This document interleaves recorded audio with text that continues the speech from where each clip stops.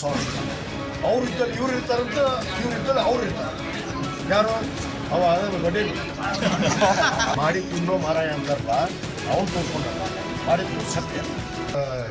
ಇದರ ಅವ್ರಿಗೆಲ್ಲರಿಗೂ ಮನೆ ಮಾಡಿಕೊಡ್ಲಿ, ನ್ಯಾಯ ಕೊಡಲಿ. ಪಾಪ ಅನ್ಯಾಯ ಅಂತ ಹೆಣ್ಮಕ್ಳಿಗೆ ಆ ಗಲಾಟೆ ಆಗಿದ್ದು ಕೆಲವಷ್ಟು ಸಮುದಾಯದಲ್ಲಿ ಚರ್ಚೆ ಆಯಿತು. ಸಮುದಾಯದ ಮುಖಂಡರು, ಸಮುದಾಯದ ನಾಯಕರು ಮತ್ತು ಅನೇಕ ಜನ ನನಗೂ ಕೂಡ ದೂರವಾಣಿ ಕರೆ ಮಾಡಿ ಆ ಘಟನೆ ನಡೆದ ದಿವಸನೇ ನನಗೆ ವಿಚಾರವನ್ನು ತಿಳಿಸಿದಾಗ ಯಾರೋ ಇರಬೇಕು, ಏನೋ ಅಚೂಕತೆ ಯಂತ್ರ ಆಗಿರಬೇಕು ಅನ್ನೋದನ್ನು ನಾವು ಅಂದ್ಕೊಂಡಿದ್ವಿ. ಆದರೆ ಅದು ಈ ರೀತಿ ಮುಂದುವರಿತು ಅನ್ನೋದು ನಾವು ಕೂಡ ವಿಚಾರ ಮಾಡಿದ್ವಿ.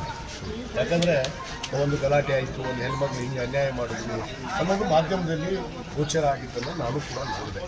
ಆದರೆ ನಮ್ಮ ಪೀಠದಿಂದ ಅವ್ರನ್ನ ಉಚ್ಚಾಟನೆ ಮಾಡುವ ಉದ್ದೇಶಗಳು ಕೂಡ ಕೆಲವಷ್ಟು ವಿಚಾರಗಳು ಈ ರೀತಿ ನಮ್ಮ ಹಿರಿಯರಿಗೆ ಗೊತ್ತಾದಲ್ಲೇ ಅವರು ನಿರ್ಣಯ ತಪ್ಪಿಲ್ಲ. ಸಮಾಜದಲ್ಲಿ ಏನು ಈ ರೀತಿ ಅವ್ರು ನೆಲೆ ತಪ್ಪಿದ್ದಾರೆ, ನುಡಿ ತಪ್ಪಿದ್ದಾರೆ, ಅವ್ರ ಆಚಾರ ವಿಚಾರ ತಪ್ಪಿದ್ದಾರೆ, ಸೂಕ್ಷ್ಮವಾಗಿ ಸಮಾಜದ ಮುಂದೆ ಕಳಂಕ ಆಗೋದು, ಸಮಾಜಕ್ಕೆ ಕಳಂಕ ಬರಬಾರ್ದು, ಈ ರೀತಿ ನಡ್ಕೊಳ್ಳುವಂಥ ರೀತಿಗಳನ್ನು ನಾವು ಸರಿಯಾಗಿ ತಿಳಿಸ್ಬೇಕು ಅಂತ ಅವರಿಗೆ ಅನೇಕ ಬಾರಿ ನಮ್ಮ ಸಮಾಜದ ಹಿರಿಯರು ಅವರಿಗೆ ಟ್ರಸ್ಟ್ ವತಿಯಿಂದ ನೋಟಿಸನ್ನು ಕೊಟ್ಟಿದ್ದಾರೆ, ತಿಳಿ ಹೇಳಿದ್ದಾರೆ. ಅವ್ರು ತಿಳ್ಕೊಳ್ಳುವಂಥ ಕೆಲಸ ಮಾಡ್ತಾರೆ. ಅನಿವಾರ್ಯವಾಗಿ ಯಾರು ಹೊಂದಿದಂಥ ವ್ಯಕ್ತಿ ಇವತ್ತು ಕೋರ್ಟ್ ಮೆಟ್ಲಾಗೋದು, ಇವತ್ತು ಪೊಲೀಸ್ ಸ್ಟೇಷನ್ ಮೆಟ್ಲು ಹತ್ತೋದು ಸಹಜವಾಗಿ ಯಾರಿಗೆ ಅನ್ಯಾಯ ಆಗುತ್ತೆ ಅವ್ರಿಗೆ ಕಾನೂನಿನ ನೆರೆಗೆ ಹೋಗಬೇಕಲ್ಲ. ಆ ರೀತಿಯಲ್ಲಿ ಹೋಗಿದ್ದಾರೆ. ಆ ಘಟನೆಗಳು ನಡೆದಿದೆ ಅನ್ನೋದು ಗೊತ್ತಿದೆ. ಇವತ್ತು ಏನಾಗಬೇಕು, ಯಾರ್ಯಾರು ಏನೇನು ತಪ್ಪು ಮಾಡ್ತಾರೆ ಅದನ್ನು ಮಾಡಿದ್ದು ಮಾರಾಯ. ಆಸ್ಪದನೆ ಕೊಡಬಾರ್ದಾಗಿತ್ತು ಅದು ನಾವು ಹೇಳ್ತೀವಿ. ನಾವು ಅವ್ರು ಹೇಳ್ದಂಗೆ ನಡೀಬೇಕಲ್ಲ. ಅಲ್ಲ ಸರ್, ನಾವಿದಾರಿಗಳಿಗೆ ಪೂಜ್ಯ ಭಾವನೆ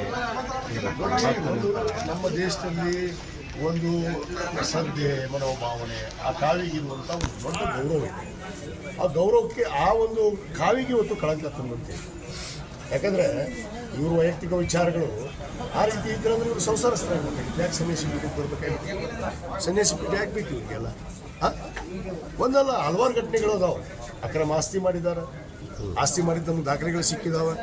ನಾವೆಲ್ಲವನ್ನು ಹೇಳ್ಕೊಂಡು ಕೂತ್ರು ನಾವು ಏನೋ ಬ್ಲ್ಯಾಕ್ ಮೇಲ್ ಮಾಡ್ತೀವಿ, ಅವರು ವಿರೋಧಿಗಳಾಗಿದ್ದೀವಿ, ನಮ್ಮ ಮೇಲೆ ವಾಟ್ಸಪ್ಪು ಇನ್ಸ್ಟಾಗ್ರಾಮ್ ಮೇಲೆ ನಮ್ಮ ಫೋಟೋ ಹಾಕಿ ಕೆಲವಷ್ಟು ಏನು ಈ ಲುಚ್ಚಾಗಳಿಂದ ಏನೇನೋ ಟ್ರೋಲ್ ಮಾಡಿ ಮಾತಾಡ್ಸೋದು, ಇವರೇ ಮಾಡೋದು ಕೆಲಸ. ಅದು ಇವತ್ತು ನನಗೆ ಗೊತ್ತೈತಿ ಇವ್ರ ಸ್ವಭಾವ. ಸ್ವಾಮೀಜಿಗಳೇ ಮಾಡೋದು ಯಾವುದೌದು ಇವರೇ ಕೂತ್ಕೊಂಡು ಮಾಡಿ ಹಾಕ್ತಾರೆ.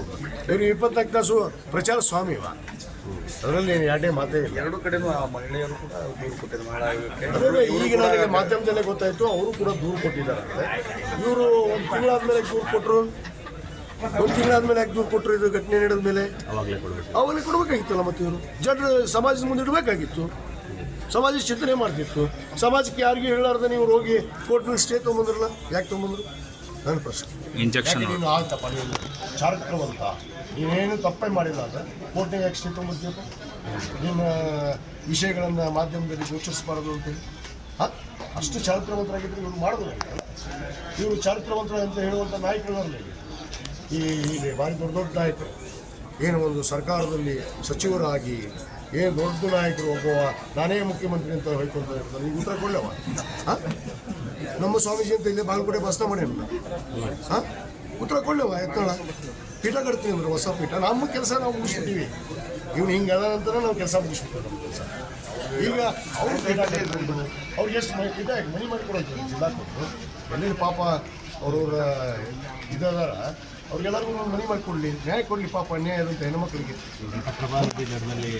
ಘಟಪ್ರಭಾ ನದಿ ದಂಡೆಗೆ ಒಂದು ನದಿ, ಇನ್ನೊಂದು ಕಟ್ಟಿಸ್ರಿ. ಅಲ್ಲಿ ಕಾವೇರಿ ನದಿ ದಂಡಿಗೆ ಒಂದು ಕಟ್ಟಿಸ್ರಿ, ತುಂಗಭದ್ರಾ ನದಿಗೆ ಒಂದು ದಂಡಿಗೆ ಕಟ್ಟಿಸ್ರಿ, ಕೃಷ್ಣಾ ನದಿಗೆ ಒಂದು ಕಟ್ಟಿಸ್ರಿ, ಮಲಪ್ರಭಾ ನದಿಗೆ ಒಂದು ಕಟ್ಟಿಸ್ರಿ, ಘಟಪ್ರಭು ಕಟ್ಟಿಸ್ರಿ. ಏನು ತಪ್ಪೈತಿ? ಕಟ್ಟಿಸ್ಕೊಂಡಲ್ಲಿ ಇವ್ರು ಕಟ್ಟಿದಾರಲ್ಲ. ಮತ್ತು ಕೃಷ್ಣ ಯತ್ನಾಳ, ಸಿ ಪಾಟೀಲ, ಅರವಿಂದ್ ಬೆಲ್ಲದ, HS ಶಿವಶಂಕರ ಮತ್ತು ಇವರಲ್ಲ ಅವರು ಭಾರಿ ಚಾರಿತ್ರವಂತರು ಅಂತ ಹೇಳಿದವರು ನನ್ನ ಮೇಲೆ ದೂರಿಸ್ತಾರೆ. ವಿಜಯಾನಂದ ಕಾಶ್ಯಪನವರು ಮಾಡಿಸ್ತಾರೆ. ಯಾಕೆ ನನಗೆ ಆಗಬೇಕು? ನಮ್ಮ ಕೆಲಸ ನಾವು ಮಾಡಿಬಿಟ್ಟು ಏನು ಉಚ್ಚಾಟನೆ ಮಾಡಬೇಕಾಗಿತ್ತು. ಇವ್ರು ನೆನೆ ನೋಡೆ ಇವ್ರ ವಿಚಾರಗಳನ್ನು ತಿಳ್ಕೊಂಡೆ ನಾವು ಉಚ್ಚಾಟನೆ ಮಾಡಿ ಸಮಾಜದ ಮುಂದೆ ಸಮಾಜ ಹೆಸರು ಕೆಡಬಾರ್ದು ಅನ್ನೋದಕ್ಕೆ ನಾವು ಸರಳವಾಗಿ ಮಾಡಿದ್ದೀವಿ. ಸಮಾಜಕ್ಕೂ ಏನು ಸಂಬಂಧ ಇಲ್ಲ. ಜನರಿಗೆ ಸತ್ಯಾಸತ್ಯತೆ ಗೊತ್ತೇ ಆಗೋದು. ಎಷ್ಟು ದಿವಸ ಸತ್ಯ ಮುಚ್ಚಿರ್ತೀರಿ? ಎಷ್ಟು ದಿವಸ ಸತ್ಯ ಮುಚ್ಚಿರ್ತೀರಿ? ಸತ್ಯ ಅನ್ನೋದು ಒಂದು ಕೈ ಅಂತಂಗೆ ತಡವಾದರೂ ಕೂಡ ಅದು ಬಂದೇ ಬರ್ತದೆ ಬೆಳಕಿಗೆ. ಅದು ಬಂದೈತೆ ಅಷ್ಟೇ. ಯಾವ ಮಣ್ಣು ಮಸಿ ಇಲ್ಲ, ಅವ್ನು ಸ್ವಯಂ ಗೋರಿ ತೊಳ್ಕೊಂಡ ಅವ ಮಾಡಿದ್ದು ಮಾರಾಯ ಅಂತಾರಲ್ಲ, ಅವ್ನು ತೊಳ್ಕೊಂಡ ಮಾಡಿದ್ದು ಸತ್ಯ. ಅದರಲ್ಲಿ ಎರಡನೇ ಮಾತೇ ಇಲ್ಲ. ಮಾಡ್ಲಾರ್ದ ಯಾಕೆ ಅವ್ರು ದೂರು ಕೊಡ್ತಾರೆ ಸರ್? ತಾವು ಕೂಡ ಕೇಳಕ್ಕೆ ಬರ್ತಾರೆ, ಅವ್ರು ಯಾಕೆ ಹೊಡೆಯಕ್ಕೆ ಬರ್ತಾರೆ ನಿಮ್ಮನ್ನು? ಏನು ಉಚಿತ ಜನರಿಗೆ? ಯಾರೋ ಸ್ವಾಮೀಜಿಗಳು ಹೊಡೆಯೋದು ಏನಾರು ನೋಡ್ರಿ ಮತ್ತೆ ಈಗ ಅವ್ರ ನಾಯಕರು ಹೇಳ್ಯಾರಲ್ಲಪ್ಪ, ನಮ್ಮ ಸ್ವಾಮೀಜಿ ಅವ್ರು ಇದ್ದಲ್ಲಿ ಇವ್ರು ಇರ್ತಾರಂತ, ಇವ್ರು ಇದ್ದಲ್ಲಿ ಅವ್ರು ಇರ್ತಾರೆ. ಯಾರು ಅವ ಗೊಡ್ಡೇನು ಅವ ಇದ್ದಲ್ಲೇ ಈ ಸ್ವಾಮಿ ಇರ್ತಾರಂತ, ಸ್ವಾಮಿ ಇದ್ದಲ್ಲಿ ಅವ ಇರ್ತಾರೆ. ಈಗ ಉತ್ತರ ಕೊಡ್ಲಿ, ಕರ್ಕೊಂಡು ಹೋಗಿ ಮನೆಗೆ ಇಟ್ಕೊಳ್ಳಿ. ಸರ್, ತಾವು ಕೂಡ ಸಿಡಿ ಬಾಂಬ್ ಸಿಡಿಸಿದ್ರಿ ಸರ್, ತಾವು ಕೂಡ ಸಿಡಿ ಬಾಂಬ್ ಸಿಡಿಸಿದ್ರಿ ಸೂಕ್ತ ಸಮಯ ಬಂದಾಗ. ನೋಡ್ರಿ, ಅನ್ಯಾಯ ಮಾಡ್ಬಿಡೋದಂತ ನಾವು ಸುಮ್ಮನೆ. ಅನ್ಯಾಯ ತುಂಬಿದಾಗ ಏನಾಗುತ್ತೆ, ತಾನಾಗ ಹೊರಗೆ ಚಲೋ ಅದು ಆಗ್ತಾ ಇತ್ತು.